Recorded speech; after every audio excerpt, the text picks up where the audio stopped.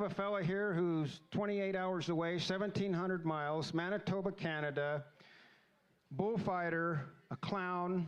Tomorrow he's got Cowboy Church right here, 10 o'clock. And I hope that all of you that are here tonight will be here. He does a wonderful performance. He is ordained. He's a wonderful man. He does great cowboy poetry, and he has a lot to do with the Western culture. We're proud to have him here. Poppa Mac, Jeffrey Mackay. Ladies and gentlemen, here he is before you. Thank you.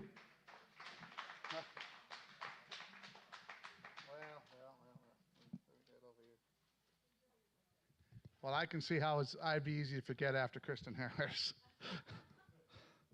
Earlier I made fun of her opening for me. Then when she just came off stage, I said, I don't know if I want to go back on stage now after you. But I'm a pretty good magician, aren't I? I come to stage, I make the whole audience disappear. That happened to me in Albuquerque, New Mexico, first time I was there. I had the Sawyer family. I don't know if you know them. They're called Precious Gifts. They're a wonderful family entertainment. And they entertained to a packed room. And when they finished, the audience followed them out of the room. I think there was 2 people there, and they were related to me. I think they would have left too, but they were related to me. Anyhow, so this session is all about you. So all about me. They do call me Poppa Mac. Part of it is because my last name was Mackay. When I was in high school, I went to school with 2 other Jeffs. So none of us got called Jeff. I got called Mac because my last name was Mackay. I have a rodeo association. A lot of my friends, members of our association, are a lot younger than I am. And they have young children. My children are growing up. They have young children. So their children call me Papa. But they may have a Papa, so they started calling me Poppa Mac, and that kind of stuck. My father was known as Poppa Mac to all his grandchildren, to all my friends, to most of my younger brother's friends. And so in his honor as well, I use that name when I entertain. Because my big thing is when you grow up, you have to have heroes, and my hero was my father. So that's how I became Poppa Mac. I too, like Lynn had mentioned earlier, he was a child of a military family. I was a child of a military family. What my father did in the military and what he told us he did were 2 different things.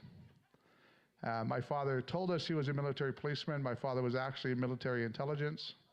And I know those are 2 words that don't normally go together, military and intelligence, but he was, so I as well moved around a lot.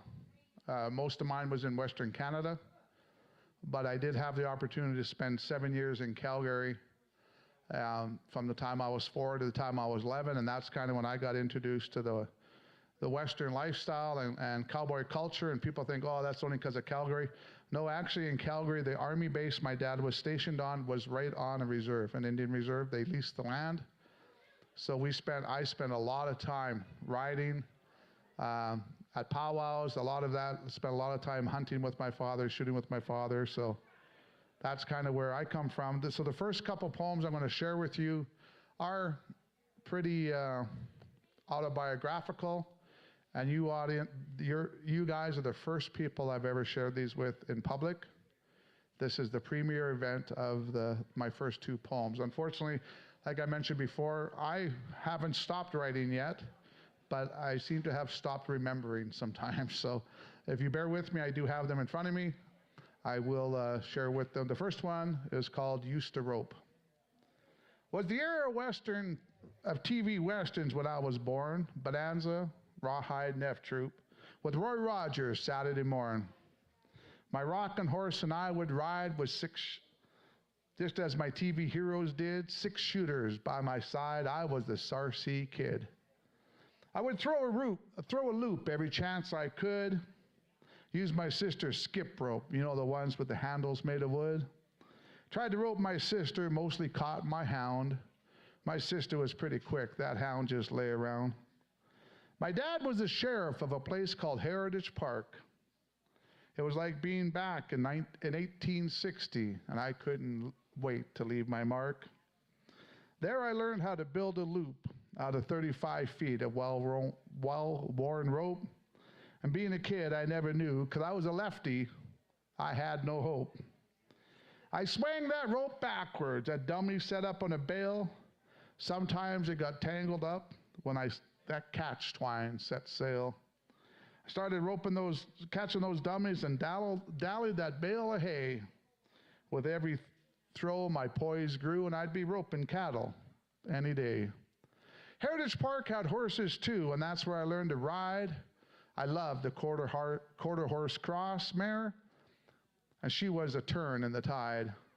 First time I worked that mare, I dropped the rope and dallied tight. We let a calf through the gate and had to pull hard as it tried to fight. Spent lots of time in the saddle with the rope by my side, whether I was working a pasture or just going for a ride. I learned a merry-go-round, neck rope and jump spokes. Sometimes a wedding ring I could somehow coax.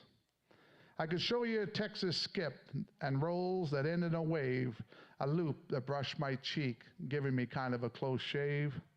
My brother and I even competed, and we were a left-handed team. Rodeo wasn't that big of a stretch, and I got to fulfill a childhood dream. We showed them we could rope, but our first rodeo was our last. We worked much slower on the ranch, and my mare didn't like to run fast. It seemed like forever ago I had a rope in my hand or swung a loop over my head, as I no longer ride for the brand. I walk with a limp now, don't think I could even ride. Arthritis limits my movement, but it hasn't taken my pride. The only roping that happens now is me tying my shoes. It only happens when the hands let me. My ankles don't move because of these screws. Well, I feel like I'm 3 again, watching reruns, westerns on TV, remembering days long past and wishing it was as it used to be. Thank you, guys.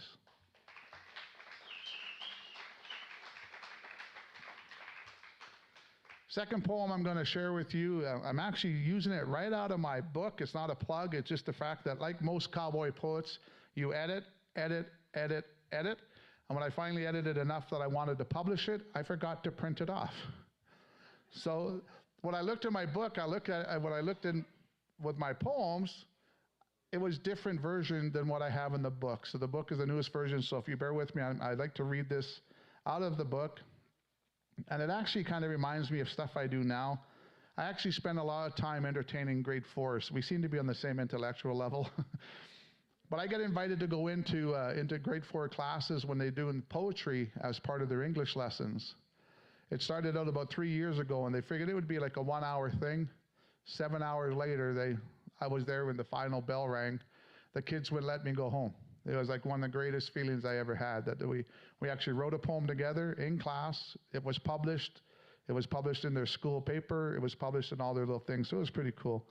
But this poem is called My Old Man, and it'll kind of explain to you how I feel about my dad. He was born in the year 1928. It was just before the market fell. His family was already poor, so they really couldn't tell. Was the younger of 2 boys with a railway working pa. They lived in a small town and had a stay-at-home ma. The Depression hit the town hard. There was nothing much to spare. Everyone needed to pitch in, and they had to learn how to share. Chores to do before school, not a lot of time to play. Made for a lot of hard work, barely making it by every day to day. His brother and dad were called to war, and my old man wasn't old enough, so he left school to help his mom and got a job because times were tough. He met the woman of his dreams, got married, had a daughter and 3 sons. Maybe not as perfect as it seems. I was 3rd. Yeah, one of those ones. He seemed larger than life. He was in the army when I was born. I was sure he could hunt a bear with a knife and was tougher than G.I. Joe, I would have sworn. Worked as a sheriff part-time, wore a holster and tri-cornered hat. At Heritage Park, not fighting crime, but I betcha he could have beat the Duke in a spat. Well, he and Mom were together for 40 years, and when she passed, he changed forever. Were a lot less smiles and more tears, no happiness like when they were together. Life can be cruel and unfair, and cancer took my mom and came after him. At times it was almost too much to bear, but he remained strong even when things looked dim. As my old man's future grew bleak, he'd share memories he held dear. Mind bright, but body growing weak. Sure loved us, that was clear. Well, he is gone now, and I sure miss him. But feels his spirit with me every day. Comes to me as if in a hymn. And in my heart, forever, he will stay. Thank you. Well, I know that was those might be a kind of downers and stuff a little bit, but that says all about you, and that's kind of where I am. I have invited some friends here, so I'm going to share one more poem, and then I'm going to invite a couple friends up to do a couple things, and so you don't have to look at my ugly face for the whole hour. I'm glad some of you guys can see me, because they're not kidding when they see these lights are bright up here. I can't see too many people. I know last year I came too close to the end of the stage, I almost fell off, so that's why I'm staying back this time. So this other poem, this is another true story. I can only write but what I know and stuff I've lived, and this might explain how my bullfighting career ended. I did bullfight. I fought all over the United States and in Canada. I was lucky enough to be elected to go to the 1987 NFR as a bullfighter. I was an alternative, which meant I got to sit in the back in full makeup waiting for somebody to get hurt. I didn't wish that on anybody, but they had to have us there just in case. And so luck was with the bullfighters and everything that year. Nobody got seriously hurt, but it was an experience I wouldn't change for everything. So this is called Crash the Gate. The evening sun hurt my eyes as that black devil started to rise. He was the first bull out tonight. My heart pounded in my chest because he was one of the best. I had a hell of a fight. Bull was a shoot fighter, and as that rope was pulled tighter, a cowboy slid into place. He tried to envisionate as that bull crashed the gate. Look at determination on his face. The bull dipped, dropped, and spun, and a fight for survival had begun. This bull ride had gone to hell. He was in no man's land with a bull rope in his hand. It's known as fallen in the well. Well, the bull won this bout as that rider was knocked out, his hand still gripping the rope. The scene looked grim as cowboys tried to save him, but I was his only hope. I jumped on that bull's back, trying to give the rope some slack. It was still bucking, now carrying two. I pulled just as hard as I could, and his hand popped out like I knew it would. And out the cowboy's hand flew. So that cowboy was finally free. Now that bull turned on me, and with nowhere to run, it made me pay. Planted its head into my chest, and against the chutes I came to rest. I wondered, is this my last day? I sat there dazed and confused. My body was bloodied and bruised as cowboys rushed in to help me stand. I felt like I'd been hit by a truck, and I was covered in muck, but I was grateful for the helping hand. My side was swollen and black. The pain went from front to back.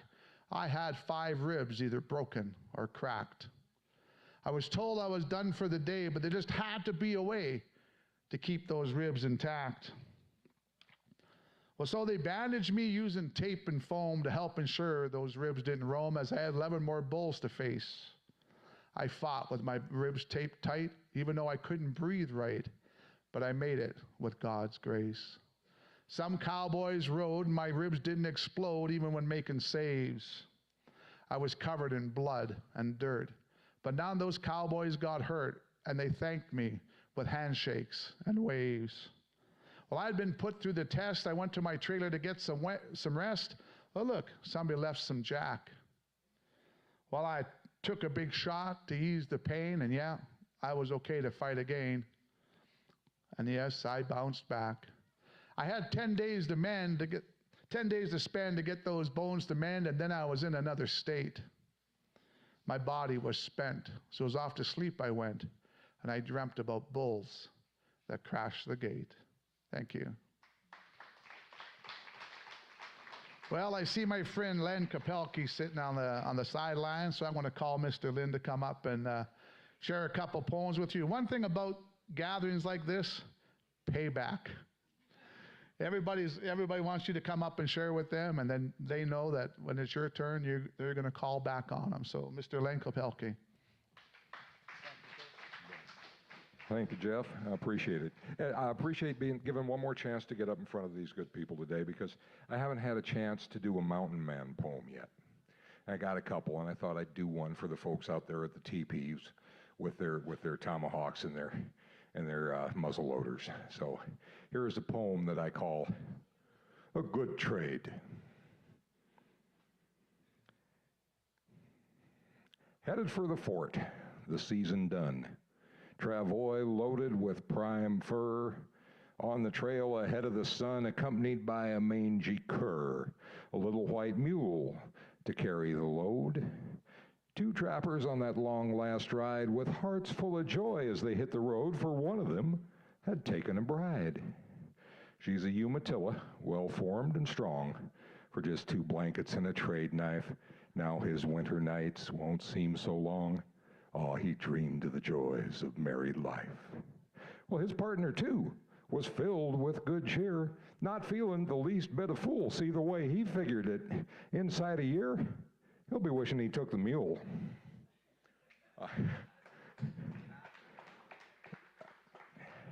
Speaking of mules, do you have any mule people out there? Anybody like mules? No? There's usually one or two, usually pretty quiet, but sometimes oh, you're out there, you're just not admitting it. I get it. I'm sorry. I forgot to, I didn't ask. Forget that. I have this is a poem that is my tribute to that long-eared noble member of the genus equine. It is called, I Think I'll Keep Him. Well, he's got big ears, and his bray could wake the dead, and he thinks he knows it all already, so he never listens to what's being said. And I've had to show him who's boss a time or two just to avoid havoc and mayhem. But all in all, he's pretty game, so yeah, I think I'll keep him. Did I mention he ain't too bright? Stick that big nose of his somewhere it don't belong and get us into a fight. The chances of us winning are none to mighty slim. But he's pretty good company, I reckon, so yeah, I think I'll keep him. Oh, he still pulls his own weight, though he has seen better days. But he's always there in the morning when the coffee boils in that pre-dawn haze, and when that song of his bounces back to me from off that far canyon's rim. Well, it's just kind of comforting somehow. So yeah, I think I'll keep him.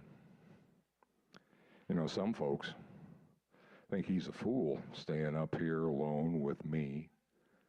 But I know that he'll never really take the place of another mule with his rundown boot heels and his curled up hat brim. But for a human man, Jeff ain't half bad. So yeah, I think I'll keep him. Thank you, Jeff. Thank you, folks. Appreciate it.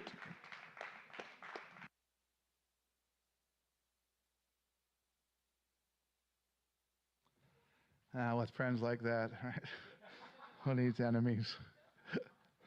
Well, you know what? I have a little quick one I'm going to share with you. Then I'm going to ask my good buddy Thatch Elmer to come up and share a couple of poems with you. This one, do you have a transition period when you get older? You find out you're not as spry as you used to be, and when after that accident, I did retire at the end of that rodeo season, and I ended up going to the hospital after the rodeo, and they confirmed that I had four broken ribs and 1 cracked rib, all on the same side. So breathing was pretty good. So at the end of that year, I did retire, but I didn't retire from rodeo. I just switched. In Canada, they have bullfighters and rodeo clowns. I know down here sometimes they use the same term for both.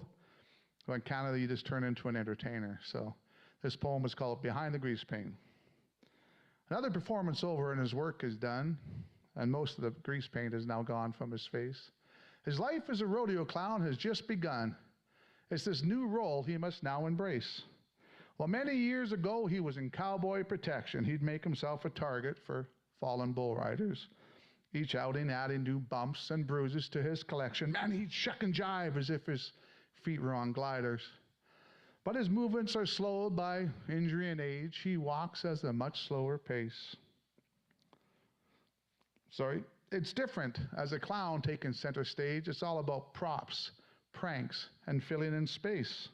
There'll be no more dodging bulls or making saves. Instead, he tells stories and trades jabs with the announcer. Well, he can no longer do what he craves, bouncing down the arena as if attached to a bouncer. The life of a rodeo clown and the sport that he loves is about making people happy with antics and a story. He plays with the audience, and a barrel he shoves. It's different than a bullfighter. You don't get the glory. But without the Greasepaint, he's just like me or you and not the one making us laugh. He's turned the page on a life he once knew, but he's found new meaning in his rodeo path. And behind the Greasepaint, he may live as a clown, and the chance to make people laugh, he'll never turn down. Thank you, guys. And so now I'm going to call the stage my friend Thatch Elmer. I've had the privilege to spend a week down there with him, and like I mentioned yesterday, I've learned more about roping and tack on horses and about the California style. And I thought I was a pretty good hand and a pretty good rider, but holy did I not know anything about a different style. So I'll just leave the stage to my good friend Thatch Elmer. Thanks, Jeff. Before I did cowboy poetry quite often. I was a rodeo cowboy, and I used to rope and team rope and breakaway rope, and I also rode bulls. And so with Jeff's rodeo background, I'm going to share a few rodeo poems with you guys. This first one is one of my favorites, and it's an S. Omar Barker poem. And you know, people, we go to rodeos, and we sit with some people that really don't know much about it, and so I enjoy telling people about rodeo and how it came about, and so this is about that. It's called Four-Footed Dynamite. They asked me, "Hey, what's a rodeo?" And I told them that I knowed, but to put it into language was a job that had me throwed. It's hooves and horns and hoss sweat and the smell of western dust. It's ranny hands to wrestle, and it's bucking broncs to bust. It's ropes to catch a calf with and pig strings to tie 'em down. It's the daring to do a horseback man. The rangeland comes to town. It's brammer bulls to straddle, and it's bones to bust and bruise. It's the Olympics of the saddle, if you win or if you lose. It's men that pay an entrance fee for just one chance to win, and when all they win's a busted leg, they take it with a grin. It's roping horses smart enough that you'd think they've been to school, and so they have. It's years they've been in training as a rule. With some old cowboy teacher using patience by the quirt to learn 'em how to catch a calf and hold 'em like they hurt. Of course there's rules to go by, just like any other game, but livestock sure can't read 'em, so it don't come out the same. For though a ball game can be throwed, and sometimes is I hear, you can't buy off a bucking bronc nor fix a bramer steer. The Wild West ain't as roomy as it was some years ago, but still it sprouts adventure, so we've got the rodeo. With men that's known as cowboys, keeping their horseback honor bright, by rope and spur and saddle, on four-footed dynamite. S. Omar Barker. Thank you. Well, this is a poem about roping, and I sure enjoy doing this one. This is a poem by a good buddy of mine. Her husband, before he passed away, was one of the most renowned classic cowboy poetry writers that there was. His name was Larry McCorder, and this is written by his wife, Andrea. It's called The Buckle. Poppa said that we could win it.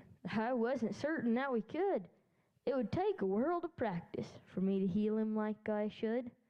But I love to please my papa, and I love to see him smile. It wouldn't be a burden for me to go this extra mile. So he bought some roping heifers. They were wild as could be. How good we get 'em ready so he could train on me. Every day we worked 'em, got 'em used to horse and rope. Some days they were so ornery I'd have turned 'em into soap. But at last we got 'em settled and put 'em in the chute. It was time to see what it would take for us to win the loot. Papa let me use old Rony, a horse that knew the score. He'd get me where I need to be. I couldn't ask for more. Now look at where you're throwing and make sure you follow through. Words not just for roping, words for all the things I do. The days flew by so quickly, and time was drawing near. I began to really wonder, could I actually catch a steer? Then before I knew it, it was finally Wednesday night. Time to see if what I'd learned could actually win the fight. Time for the dad's team roping came from the announcer stand. Here was my chance to prove that I could make a hand. We backed into the box like we'd done 100 times before. Me and Dad were roping. I couldn't ask for more. Well, Dad took the nod and the steer was on the run. The hard part was behind us. Now it's time to have some fun. Dad threw his loop and caught him. You see, Papa doesn't miss. He turned him like I needed. I'd been waiting just for this. I tossed my loop like I'd been showed, and I felt the lines go tight. My heels was caught. Could it be I'd really done it right? The flag went down and we were done. Now we would have to wait to see if we had won it all or if we were too late. The other teams took their turns, but for me it's all a blur. The results are what I wanted, and for that you can be sure. Now I'm glad my papa made me do something I didn't want to do, because now I've got a buckle, because I learned to follow through. Thank you guys very much. Thank you, Jeff. I hope to see you guys at the show tonight. That's Elmer. You know, it's hard to remember that he's only going to turn 13 next week. I have to say he's probably one of the best hands I've ever seen rope. He had a chance to rope down in Ogden last weekend, and he was riding a pretty little horse that maybe weighed 900 pounds. He threw a head rope onto a calf that weighed about 800 pounds. I'll tell you what, him and that little horse jogged that steer all the way across the line and got it tied up. What a show! It was tremendous. I also have to compliment him on his memory. Man, if I had quarter the memory he's got, I'd be able to do this whole show. How many people have walked into the kitchen and not realized what they've gone in the kitchen for? Can't remember. I've walked in the kitchen and can't remember where I am. And I've lived in kitchens my entire life. You know, being a cowboy, sometimes you have to have a job to pay for it. Mine was cooking. A lot of people don't know that about me. I'm actually a certified chef, certified culinary instructor. I've taught both in the secondary and post-secondary levels. And when I said I've done just about everything there is to do on a ranch, cooking was one of it. And it's, you know, it really makes you miss your big kitchen when you have to cook on a ranch. You're cooking everything from a hole in the ground, and that's a big thing. I'm gonna do one more. I'm gonna do one more poem that I'm gonna call another brand new friend of mine up, who's an incredible singer. And we had a big discussion last week when we were sitting there watching Thatch rope. He didn't know if he was a cowboy because he says, I've never really worked on anything with cows other than training cutting horses. Well, you know what? If you didn't train the horses, none of the cowboys would be cowboys either. So I looked at him, truly meant it. I says, you know what? You may not consider yourself a cowboy, but I consider him a top hand. And so in that, and also in the singing part, it's you know, it's pretty amazing. You know, sometimes when I write poetry, sometimes it's an event that inspires me. It's something that's happened to me, or something I've seen. And sometimes it's just someplace you've driven past. And that's what happens with this next poem. It's called The Barn. And it's about a barn that I actually saw. And I just couldn't wait to get home to write about it.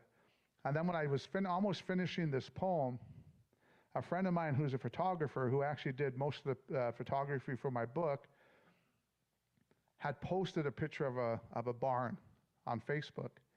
And it was almost the identical barn that I saw. Well, it's pretty hard because I was in Manitoba, Canada, and she lives in Missouri. So it wasn't the same barn, but it had almost identical same feeling. So this is called The Barn. The barn sat in a field, its red paint had peeled. It looked abandoned and alone. The yard was unkempt, almost showing contempt for a life it had known. The barbed wire fence only offers the pretense of one in or out. The barn door hangs there stripped and bare. There are no shutters about. What sounds like a loon singing a wistful tune is only the breeze. And through the wall, its lonely call, a past to appease. There's no hay in the loft, the rafters are gone soft, and the roof is barely there. The metal has started to lift and has began to shift from years of wear and tear. Shadows in the setting sun.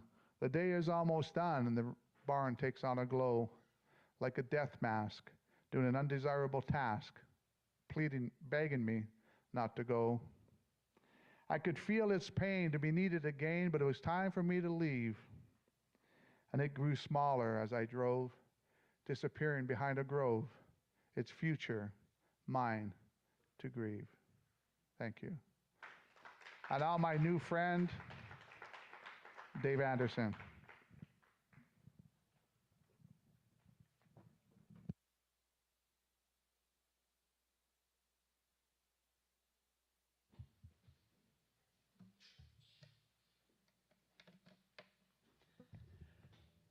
Howdy.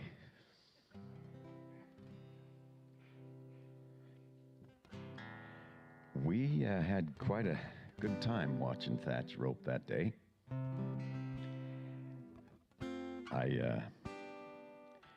I've never been able to use a rope. It wasn't part of what I did with horses.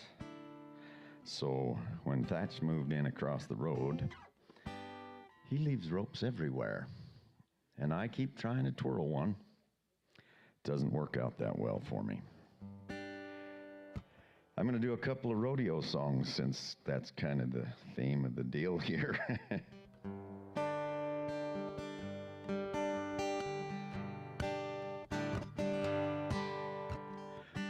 Telephone rang about 8:45. She heard his voice on the other end of the line and wondered what was wrong this time. She never knew what his calls might bring. With a cowboy like him, it could be anything. She always expected the worst in the back of her mind. He said it's cold out here and I'm all alone. Didn't make the short go again, and I'm coming home. I know I've been away too long. Didn't take the chance to write her call. I know this rodeo's been hard on us all, but I'll be home soon. And honey, is there something wrong?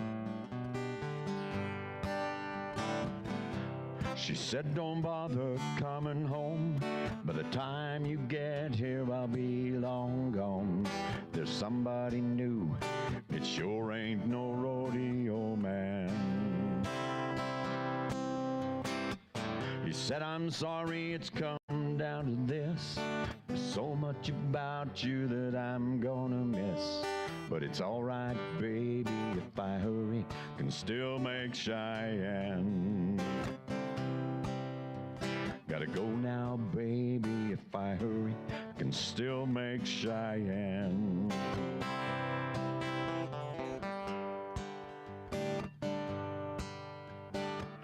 He left that phone dangling off the hook, then slowly turned around and gave it one last look. And then he just walked away.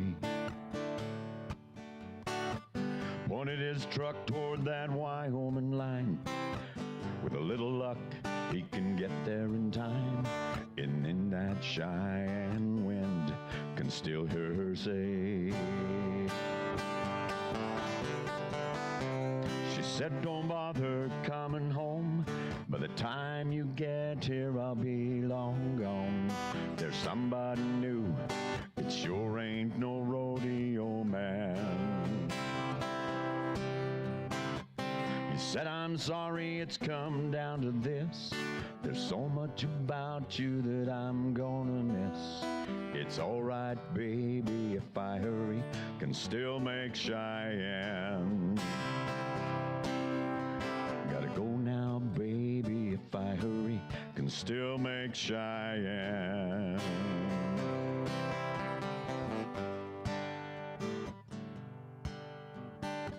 She never knew what his calls might bring. With a cowboy like him, it could be anything. She always expected the worst in the back of her mind.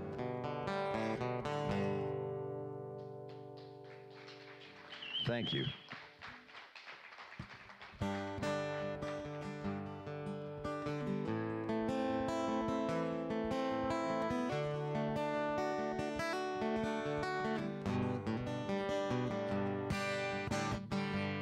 This old highway's getting longer. Seems there ain't no end in sight. Sleep would be best, I just can't afford the rest. Got a ride in Denver tomorrow night.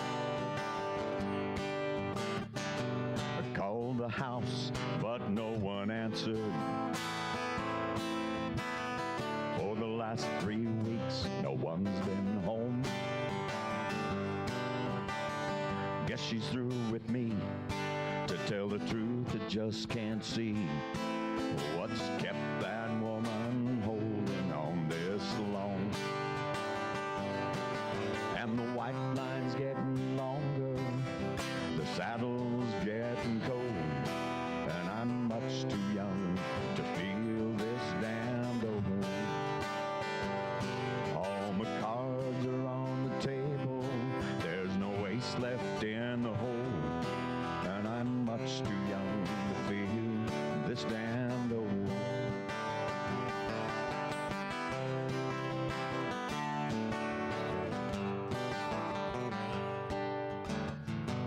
Competition's getting younger, tougher broncs, you know I can't recall. A worn out tape of Chris the Dude, lonely women and bad booze seem to be the only friends I've left it on. The white line's getting longer, the saddle's getting cold, and I'm much too young to feel this damned old. All my cards are on the table, there's no ace left in the hole, and I'm much too young to feel this damned old. Lord, I'm much too young to feel this damned old. Thank you. Thank you, Jeff. David Anderson, everyone. I don't know how I can get a voice like that. I don't know if I have to jump up and down or what I have to do. I've been told more than once that my voice doesn't match my body. I don't know how that's supposed to be. How is your voice supposed to match your body? Well, like Tony Argento said, I am an ordained pastor. Very important milestone in my life and my wife's life. We were both ordained together end of January this year in Fort Worth, Texas.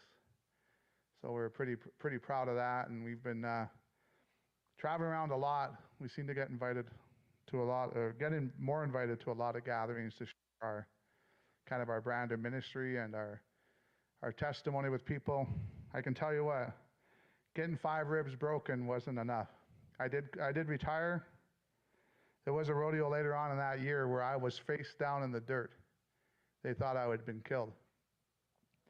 When I was a bullfighter, we didn't wear the big flak jackets or the customized and specialized gear. When I had the broken ribs, I actually wore a back catcher's chest protector. I'd wear knee pads and sometimes elbow pads, and that was it. And so they thought I was dead. They came rushing out. I wasn't moving. They thought I was dead. I went and spit out dirt, turned my head, spit out more dirt, got up on my knees, stood up. I was nothing wrong. I looked up and go, really, again? I get it. I finally get it. I understand. It was then I finally realized that he is keeping me here for a reason. After years of trying to kill myself, whether it be intentionally or unintentionally, and they weren't successful, I finally understood. You know, when you work on a ranch and you spend a lot of time together, if you have to believe in somebody greater than you. You just have to. There's too much happens in the world that we're not in control of. And so this poem kind of came about from that. It's called Dusty Old Book. There's a new cook on the wagon this year. Certainly hoping he's a good one. Last one only lasted a month before we set him on the run. But he seems different than the rest. Nothing appears to get him mad. The food's tasting pretty darn good, so it's not starting out too bad. Well, he doesn't join in the card games. I ain't never seen him take a drink. He just sits quietly reading his book. He claims it helps him to think. Well, then he asked if I read the Bible. I couldn't say that I had. Mama used to read it, though, but mostly when I was being bad. And one night he asked me to join as he began to read aloud. He read about how Jesus loves us, and he sat with his head bowed. Those words touched my heart like nothing had before. Tears fell from my eyes as I begged him to hear more. And that's when I remembered that book sitting on my shelf. It's totally covered in dust. I never really opened it myself. It was a Bible given me by Mom. Been sitting there quite a while. It's funny how right now it seems right to finally take it down from that pile. Can't believe what I found inside. Those words changed me forever. I now live as a child of God, and I'll forsake him never. Thank you. So I have to move this out of the way. Let's see. When I came up and was talking with, and was performing with Lynn, it was announced I was getting up to do another poem when I heard somebody yell out, "Two Guns."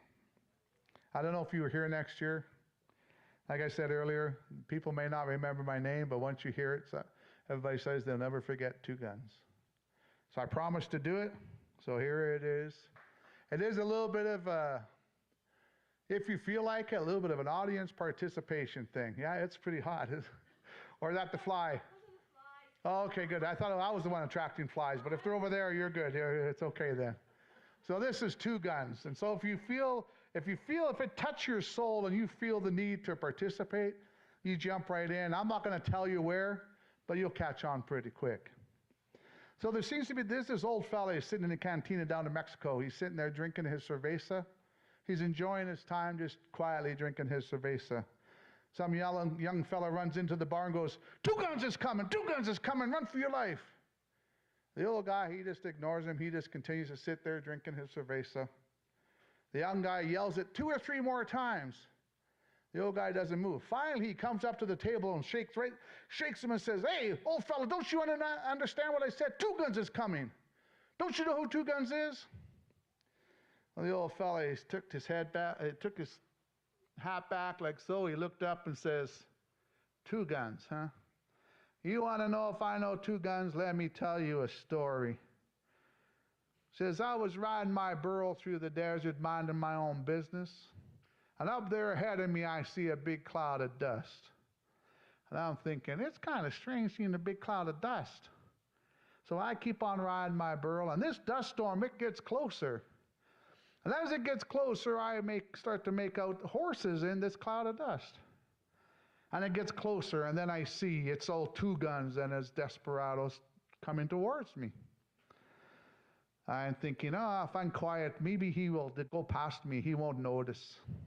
So I keep on riding, and he looks at me, he stops, and he goes, "Hey, I'm Two Guns. I have 2 guns pointed at you. You no guns with no guns. You have no guns." I look at him, and I go, "What?" And he looks at me and says, "I'm 2 guns with 2 guns. I have 2 guns pointed at you. You no guns with no guns. You have to do what I say." Well, what am I supposed to do? I'm no guns with no guns. I have no guns. He's 2 guns with 2 guns. He's pointing his 2 guns at me, so I have to do what he says. Him, 2 guns with 2 guns, points 2 guns at me. He looks at me, he says, "Oh, you, no guns with no guns. You have no guns. I'm 2 guns with 2 guns. I have the 2 guns. I'm pointing my 2 guns at you. You have to take off your hat." I look at him, 2 guns for 2 guns, points 2 guns at me. I look at him, I go, what? He looks at me and says, I'm 2 guns for 2 guns, I got 2 guns pointed at you. You no guns for no guns. You have no guns. I have the guns. You have to do what I say. Well, what am I supposed to do? I'm no guns for no guns. I have no guns. He's 2 guns for 2 guns. He has 2 guns pointed at me. I have to do what he says. So I take off my hat. And that makes 2 guns laugh. He's funny. He thinks it's funny. Then he goes, that's pretty funny. Let's see what else I can get no guns with no guns to do. Then he says, listen, I'm 2 guns with 2 guns. I have 2 guns pointed at you, no guns with no guns. You have to do what I say. He says, I want you to get off your horse. And I almost decided I want to tell him it was a burro. But he had 2 guns pointed 2 guns at me, so I decided I wouldn't say that. But what am I supposed to do? I'm no guns with no guns. I have no guns. He's 2 guns with 2 guns. He got 2 guns pointed at me, no guns with no guns. So I have to get off my burro. Well, that made 2 guns with 2 guns pointed 2 guns at me. That made him laugh even more. He thought this was so funny. Ho, ho, ho, ho, ho. Make the guy with no guns do everything you want. So then he looks at me and says, I'm 2 guns with 2 guns. You're no guns with no guns. You have no guns. I have the guns. Now you take off your boots. Well, that sand is very hot. I don't want to take my boots. So I look at him and I go, what? And he looks at me and says, listen, I'm 2 guns with 2 guns. I got 2 guns pointed at you, no guns with no guns. You have no guns. I have the guns. You do what I say. Well, what am I supposed to do? What am I supposed to do? He's 2 guns with 2 guns. I got 2 guns pointed at me. I'm no guns with no guns. I have no guns. He's got the guns. So I take off my boots and it's awfully hot. Well, that makes 2 guns with 2 guns pointed 2 guns at me. That makes him laugh even more. He's bouncing up and down in his saddle.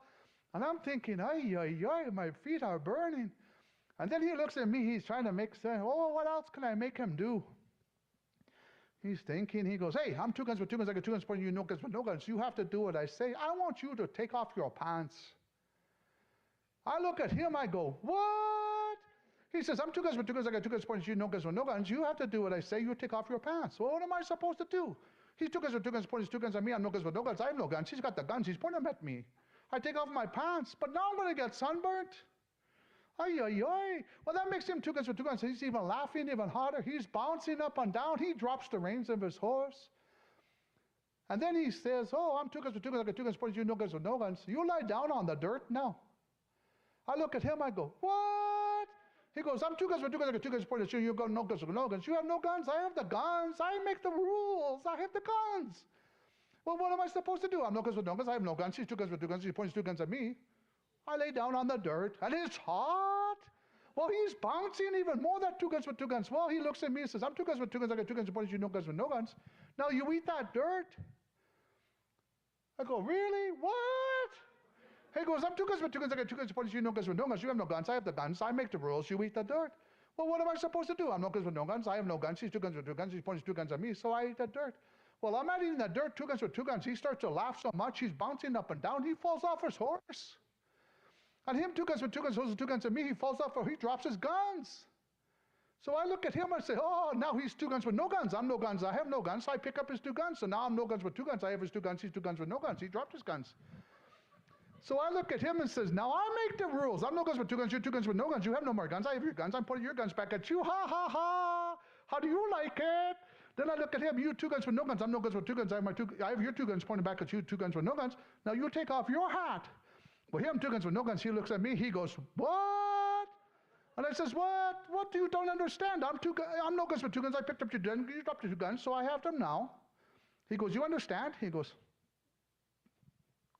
okay, I understand. Then you take off your hat. Well, what's he going to do? I'm no guns with 2 guns. I picked up his 2 guns. He 2 guns, no guns. He has no guns, so he has to take off his hat. Well, that makes me happy. It's still hot, but it makes me happy. Then I'm thinking, I'm no guns with 2 guns. I got 2 guns pointing at you. You 2 guns with no guns. You dropped your guns. I picked up your guns, so I now have the guns. And he's getting confused too. He goes, okay, you have dropped my guns. Okay. So I say to him, okay, you 2 guns with no guns. I'm no guns with 2 guns. I have your 2 guns pointed back at you. You say, you take off your pants. And him 2 guns with no guns. He looks at me. He goes, what? And I says, listen, this is getting old, but it's very long. He goes, I'm no guns with 2 guns. You're 2 guns with no guns. You dropped your guns. I picked up your guns. I put your guns back at you. You have to do what I say. Well, what's he supposed to do? He's 2 guns with no guns. He dropped his 2 guns. I'm no guns with 2 guns. I picked up his 2 guns. Now I'm putting his guns back at him, so he's got to do what I say. So he takes off his pants. Well, that makes me even happier. It's not really happy because there's 2 men with no pants standing in the desert, but it makes me happy. Then I look at him and I says, okay, I'm no guns with 2 guns because I picked up your guns. You dropped your guns. Are you 2 guns with no guns? I said, now you have to do it. Oh, you lie down on that dirt. And he's 2 guns with no guns because he dropped his 2 guns. I'm no guns with 2 guns because I picked up his 2 guns, and he realizes I have the guns. He has no guns, so he lays down in the dirt. That makes me laugh even more, and I'm thinking, yeah, this is good. I'm two guns. I'm no guns with two guns. I have two guns. He's got no guns. This is pretty good. I just don't have a place to put them.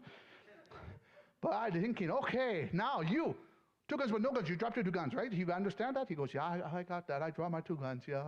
He said, I'm no guns with two guns. I picked up your two guns. You understand that? He goes, yeah, I understand that. You have my guns. You point them back at me. You think it's funny. I go, yeah, it's pretty funny. So I look at him and says, you, two guns with no guns. You dropped your two guns. I'm no guns with two guns. I picked up your two guns. So now I have your two guns. You don't have no more guns. So now you do what I say. So you eat the dirt. And he's looking at him. He goes, what? He didn't want to eat the dirt, even though he's two guns with no guns. I'm no guns with two guns. I was pointing his two guns back at him. He didn't want to eat the dirt. I says, listen, I remind you one more time, only one more time. I'm no guns with two guns. You're two guns with no guns. You dropped your guns. I picked up your guns. So I have your guns. You have no more guns, right? He goes, yes. Okay, so then you eat that dirt. Well, what's he supposed to do? He's two guns with no guns. He dropped his two guns. I'm no guns with two guns. I picked up his two guns. I have his two guns pointed back at him. He eats his dirt. And then the old fella, he looked at the young guy and says, you asked me if I know two guns? Yeah, we had lunch. And that's the end, guys. Thank you very much.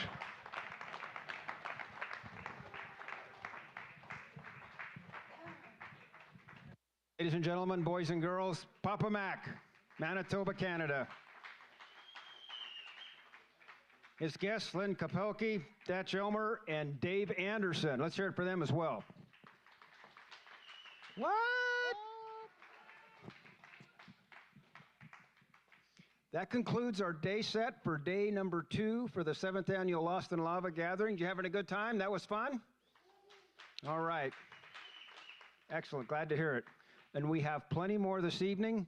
This is going to be our little intermission here. 6:15, going to kick off our pre-show, and then 7 o'clock is going to kick off our main show. After that event, we're going to do a jam session. They're going to have some goodies over there, some drinks and some food, and you go over there and you can join us over there at McFall Hotel and Saloon. Thank you very much.